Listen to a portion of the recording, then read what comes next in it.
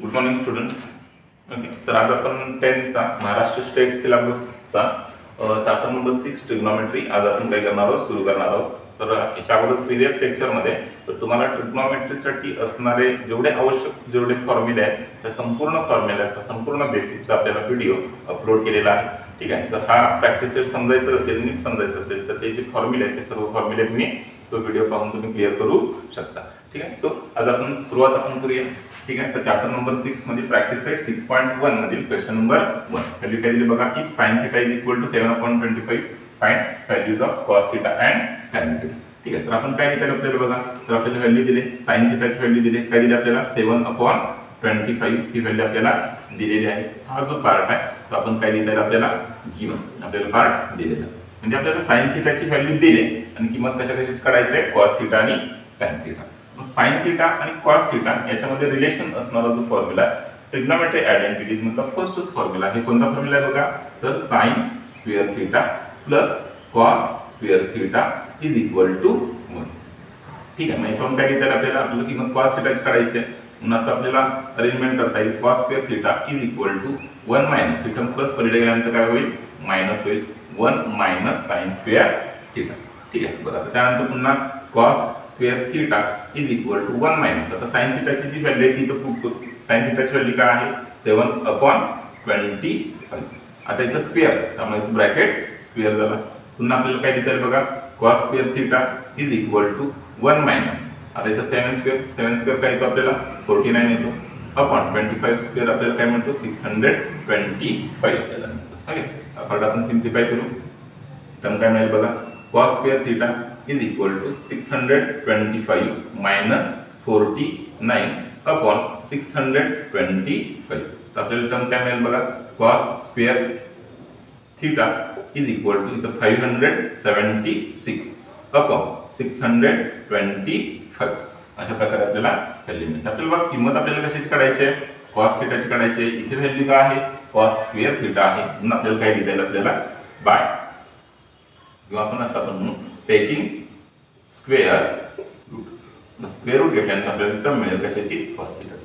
cos θ is equal to 576 कशाचा वर्ग आहे 24 चा आहे, 625 कशाचा वर्ग आहे 25 चा. अशा प्रकारे आपल्याला इथे व्हॅल्यू आपल्याला मिळेल. कशाची व्हॅल्यू मिळाली cos θ ची व्हॅल्यू मिळाली.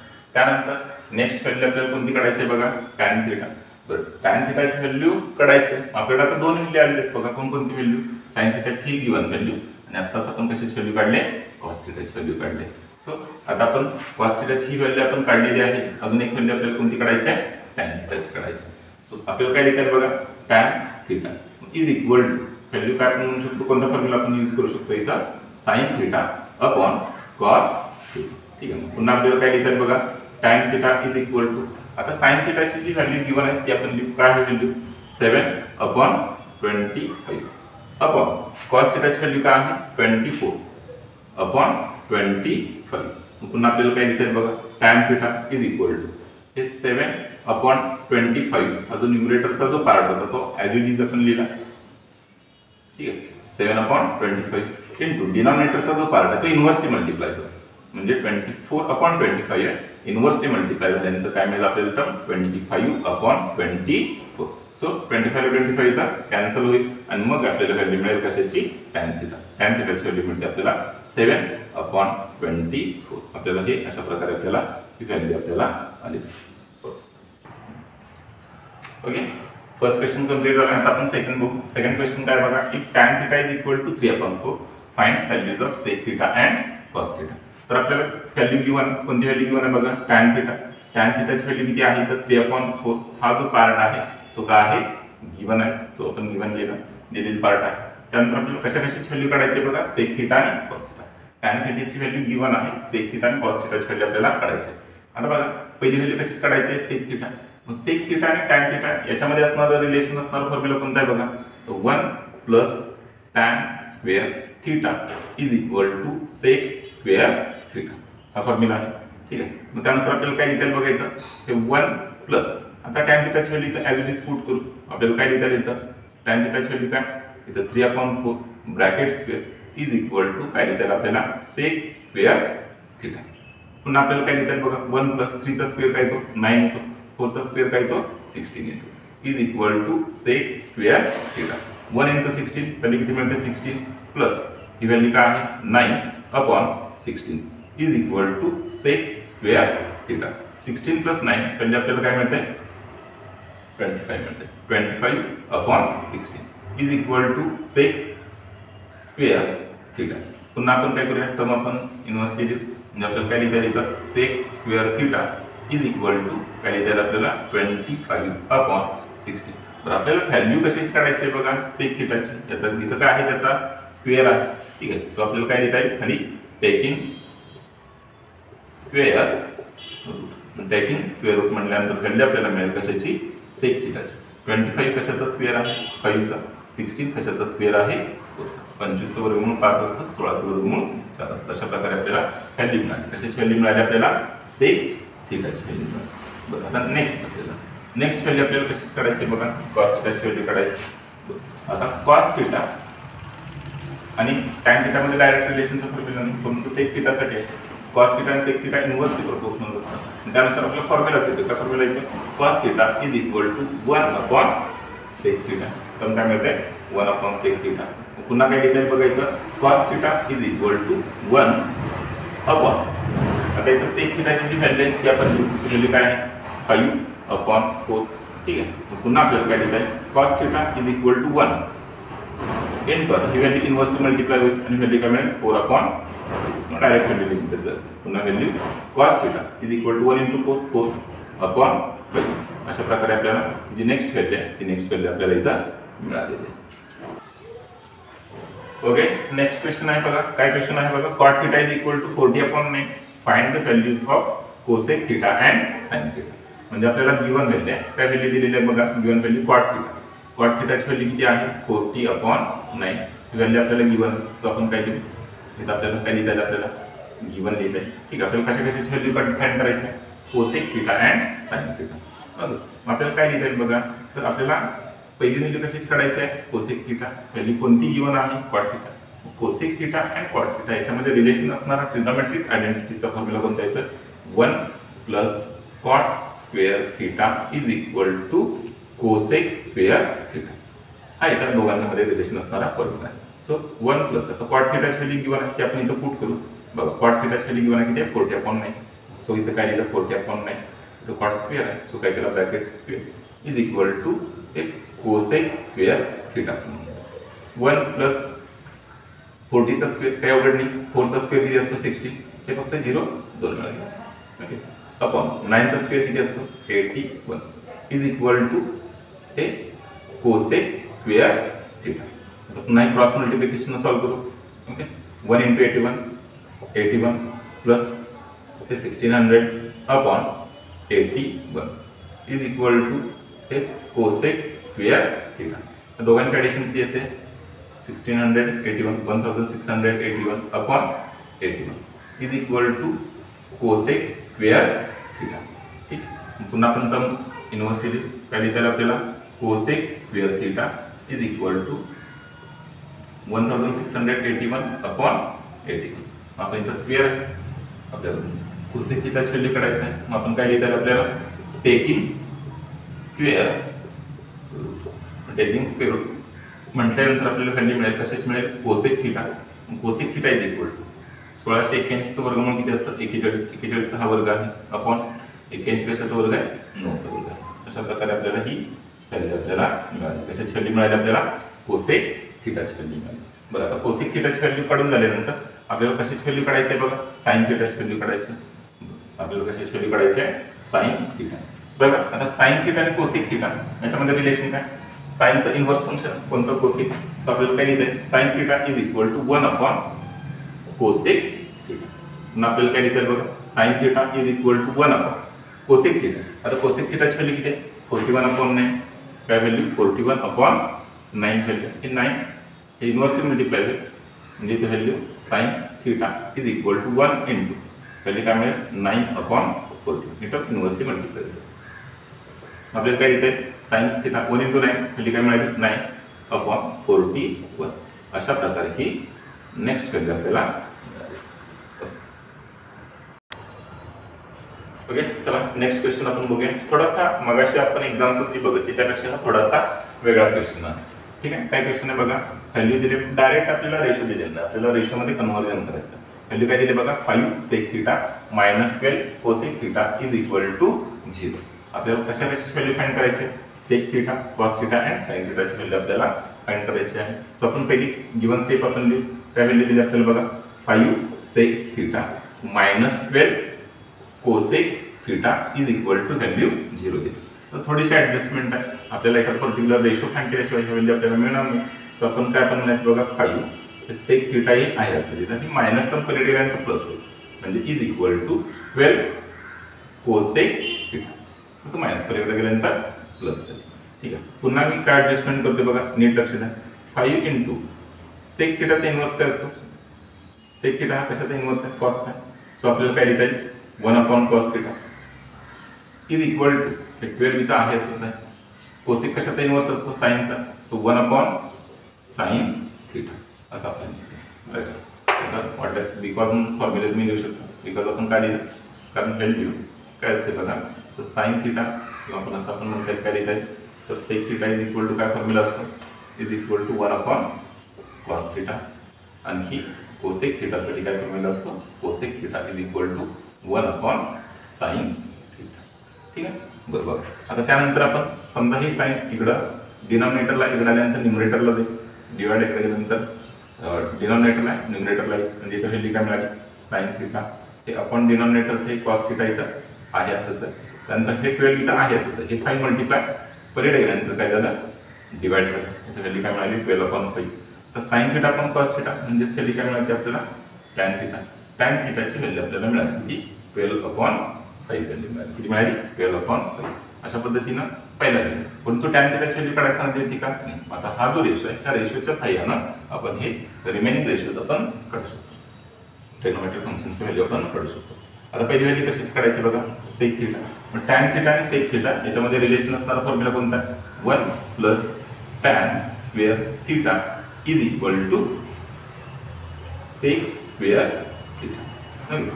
पुन्हा 1 प्लस tan θ ची व्हॅल्यू किती आहे बघा, इथं हे 12/5 bracket square is equal to value काय लिहिता येईल आपल्याला, sec स्क्वेअर θ. पुन्हा 1 प्लस 12चा वर्ग किती असतो, 144. 5चा वर्ग किती असतो, 25 is equal to sec square θ. ठीक आहे, त्यानंतर पुन्हा क्रॉस मल्टिप्लिकेशन करूया. 1 into 25 plus 144 upon 25 is equal to sec square θ. आता यांची सम किती येते बघा, 25 प्लस 144 पहिले किती येते, 169 upon 25 is equal to sec square θ. अशा पद्धतीने करणार.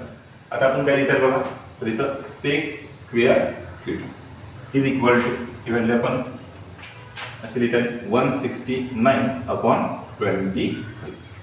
पुन्हा आपल्याला व्हॅल्यू sec θ ची पहिली तर स्क्वेअर म्हणून काय लिहितात आपल्याला, taking square root. Taking square root म्हटल्यानंतर व्हॅल्यू कशाची मिळेल आपल्याला, sec θ ची व्हॅल्यू मिळेल. किती मिळेल आपल्याला, 13/5. 169 कशाचा स्क्वेअर आहे, 13चा. 25 कशाचा स्क्वेअर आहे, 5. अशा पद्धतीने आपल्याला फर्स्ट व्हॅल्यू आपल्याला इथे मिळाली. कशाची व्हॅल्यू मिळाली, sec θ. नेक्स्ट व्हॅल्यू कशाची काढायची आहे, cos θ. अगदी सिंपल, आपल्याला cos θ इज इक्वल टू काय फॉर्म्युला असणार आहे, इन्व्हर्स फंक्शन असते मग काय फॉर्म्युला असणार आहे, 1/sec θ. cos इन्व्हर्स फंक्शन कोणतं आहे, sec. So cos θ is equal to 1/sec θ. म्हणजेच आपल्याला cos θ इज इक्वल टू 1/. आता sec θ ची व्हॅल्यू आपण पुट करू, किती, 13/5. नंतर इन्व्हर्सली मल्टिप्लाय होईल, म्हणजे आणखी व्हॅल्यू कशाची मिळेल, cos θ. 1 इंटू 13/5 चा इन्व्हर्स काय होईल, 5/13. सो आपल्याला व्हॅल्यू काय मिळाली, cos θ इज इक्वल टू 5/13. अशा प्रकारे आपल्याला नेक्स्ट व्हॅल्यू आपल्याला मिळाली. ठीक आहे. आता त्यानंतर पुढची व्हॅल्यू आपल्याला कोणती काढायची बघा, sin θ. आणि sin θ आणि cos θ मध्ये काय फॉर्म्युला असतो, first formula, first trigonometric identity काय लिहिता येईल आपल्याला, sin square θ plus cos square θ is equal to 1. आता आपल्याला cos θ ची व्हॅल्यू आपल्याला दिली, बरं आहे का. म्हणून आपण काय करूया, ही टर्म प्लस पलीकडे गेल्यानंतर काय होईल, मायनस होईल.